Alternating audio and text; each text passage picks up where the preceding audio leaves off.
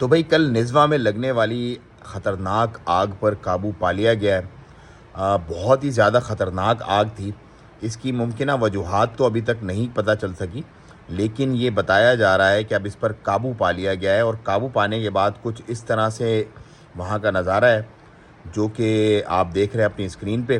اچھا، میں آپ کو ایک بات بتاتا چلوں کہ عمان جو ہے وہ پہاڑی علاقہ ہے، وہاں پر زیادہ تر جو اس طرح کے درخت اور اس طرح کی جو جھاڑیاں جن میں آگ لگی ہے، ان کا ملنا تھوڑا سا مشکل ہوتا ہے، لیکن کیونکہ یہ ایک وادی تھی اور وادی کے اندر جو ہے اس طرح کے معاملات مل جاتے ہیں، تو اس میں آتش زدگی جو ہے وہ بہت بڑی ایک ہوئی ہے۔